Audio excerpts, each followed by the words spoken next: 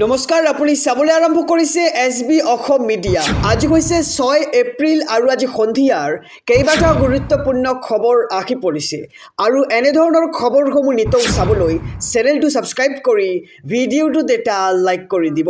মুছলমানৰ সম্পদ গৌৰৱ গগৈ। হিন্দু হৈও মুছলমানৰ বাবে দিনে নিশাই কাম কৰে গৌৰৱ গগৈয়ে। এক ডাঙৰ খবৰ জনাইছোঁ সমগ্ৰ ৰাজ্যবাসীক। মুছলমানৰ সম্পদ হৈছে গৌৰৱ গগৈ। মুছলমান সমাজৰ বাবে নিজকে উচৰ্গা কৰিছে গৌৰৱ গগৈয়ে আৰু মুছলমানৰ বাবে মাত মতা মানুহজনে হৈছে গৌৰৱ গগৈ আৰু মুছলমানৰ বাবে লোকসভাতো নিজকে উচৰ্গা কৰিছে গৌৰৱ গগৈয়ে। হিন্দু হ'লেও গৌৰৱ গগৈয়ে মুছলমানক ভাল পায়।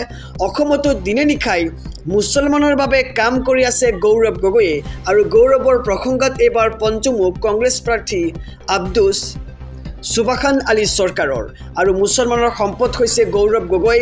মুছলমান সমাজৰ বাবে নিজকে উচৰ্গা কৰিছে গৌৰৱ গগৈয়ে আৰু মুছলমানৰ বাবে মাত মতা মানুহজনে হৈছে গৌৰৱ গগৈ আৰু মুছলমানৰ সম্পদ এইবাৰ গৌৰৱ গগৈক আখ্যা দিয়া হৈছে।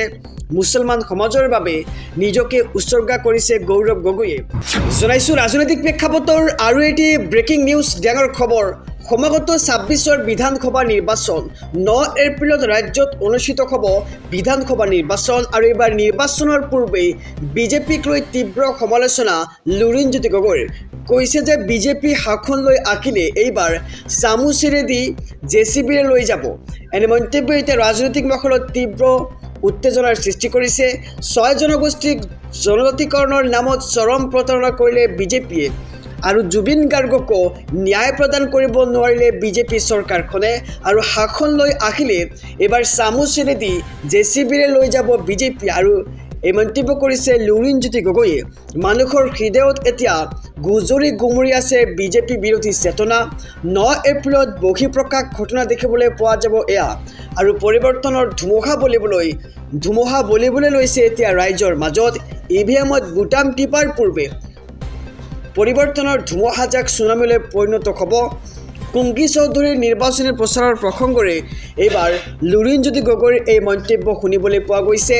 অসমত বিৰোধীৰ চৰকাৰ গঠন হোৱাটো 100% নিশ্চিত বুলি এতিয়া দাবী কৰিছে অজাপৰ সভাপতি লুৰিণজ্যোতি গগৈয়ে আৰু খোৱাংবাসী ৰাইজ যে ব্যতিক্ৰম সেয়া দেখুৱাই দিব লাগিব মুখ্যমন্ত্ৰীক আৰু 6 জনগোষ্ঠীক জনজাতিকৰণৰ নামত চৰম প্ৰতাৰণা কৰিলে বিজেপিয়ে।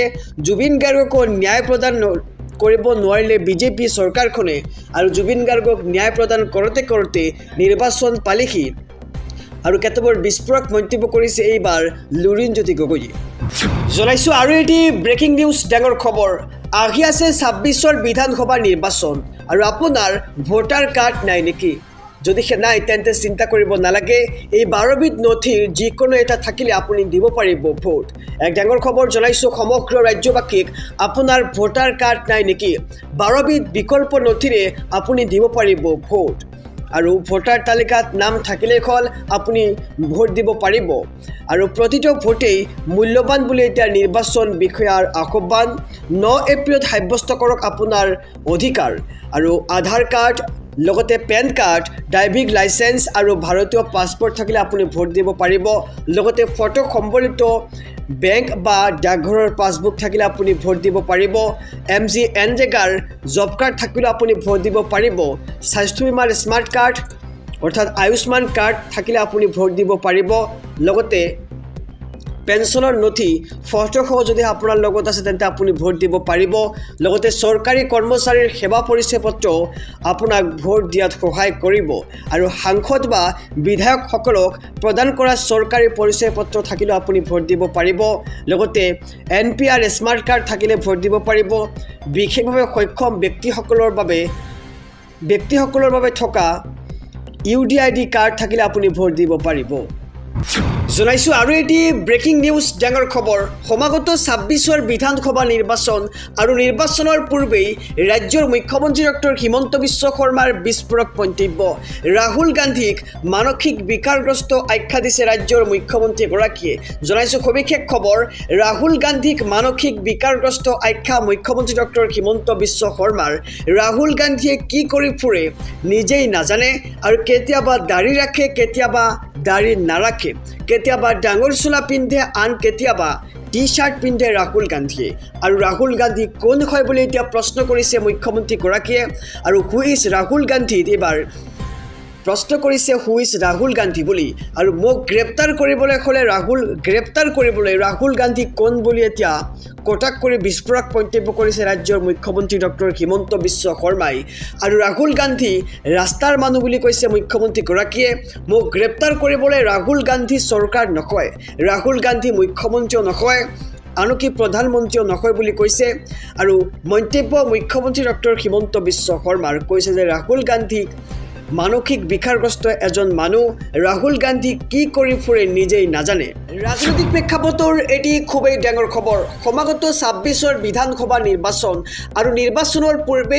এইবাৰ আসাদুদ্দিন ওৱেইছিৰ এক ভয়ংকৰ মন্তব্য অসমত এইবাৰ মুখ্যমন্ত্ৰী হ'ব মিয়া এই মন্তব্য কৰিছে এইবাৰ আসাদুদ্দিন ওৱেইছে জনাইছো সবিশেষ খবৰ ৰাজ্যৰ নিৰ্বাচনী যুঁজত এইবাৰ ধৰ্মীয় মেৰুকৰণৰ নতুন মাত্ৰা আৰু AIUDFৰ জনসভাত ওৱেইছিৰ ভাষণত শুনা গ'ল এক নতুন হুংকাৰ অসমত এইবাৰ মুখ্যমন্ত্ৰী হ'ব মিয়া কংগ্ৰেছ বিজেপি নকয় অসমত মিয়াৰ মুখ্যমন্ত্ৰী হ'ব আৰু এইবাৰ অসমত মিয়াৰ অবিহনে চৰকাৰ গঠন অসম্ভৱ বুলি কৈছে আসাদুদ্দিন ওৱেইছে আৰু এইবাৰ কংগ্ৰেছ বা বিজেপি নকয় অসমত এগৰাকী মিয়া মুখ্যমন্ত্ৰী হোৱাৰ সময় আহি পৰিছে পৃথিৱী থকালৈকে মুছলমান থাকিব আৰু কোনেও কাকো আঁতৰাব নোৱাৰে অসমত নিৰ্বাচনী প্ৰচাৰ চলাই ভয়ংকৰ মন্তব্য আসাদুদ্দিন ওৱেইছিৰ ৰাজ্যৰ নিৰ্বাচনী যুঁজত এইবাৰ ধৰ্মীয় মেৰুকৰণৰ নতুন মাত্ৰা দেখিবলৈ পোৱা গৈছে AIUDFৰ জনসভাত ওৱেইছিৰ ভাষণত শুনা গ'ল এক নতুন হুংকাৰ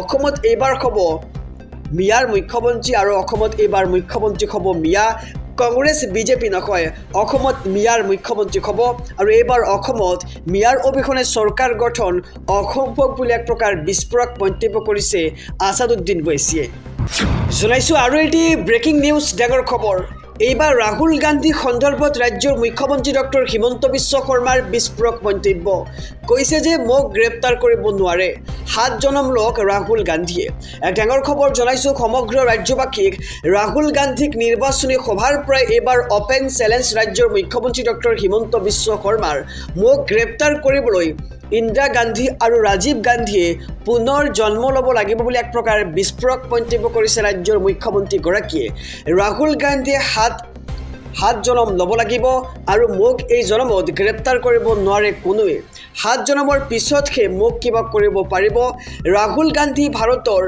ৰাজনীতিৰ পাপ্পু আখ্যা দিছে ৰাজ্যৰ মুখ্যমন্ত্ৰীগৰাকীয়ে লগতে গৌৰৱ গগৈক অসমৰ ৰাজনীতিৰ ছটা পাপ্পু আখ্যা দিছে ৰাজ্যৰ মুখ্যমন্ত্ৰী ডক্টৰ হিমন্ত বিশ্ব শৰ্মাই আৰু সনাতন হিন্দু ধৰ্মক শেষ কৰিব বিচাৰে ৰাহুল গান্ধী আৰু গৌৰৱে বিস্ফোৰক মন্তব্য হিমন্ত বিশ্ব শৰ্মাৰ কৈছে যে ৰাহুল গান্ধীক নিৰ্বাচনী সভাৰ পৰা এইবাৰ অপেন চ্যালেঞ্জ হিমন্ত বিশ্ব শৰ্মাৰ ৰাহুল গান্ধীক নিৰ্বাচনী সভাৰ পৰা অপেন চ্যালেঞ্জ দি কৈছে যে 7 জনমৰ পিছতহে ৰাহুল গান্ধীয়ে হিমন্ত বিশ্ব শৰ্মাক গ্ৰেপ্তাৰ কৰিব পাৰিব আৰু হিমন্ত বিশ্ব শৰ্মাক গ্ৰেপ্তাৰ কৰিবলৈ হ'লে ইন্দিৰা গান্ধী আৰু ৰাজীৱ গান্ধীয়ে পুনৰ জন্ম ল'ব লাগিব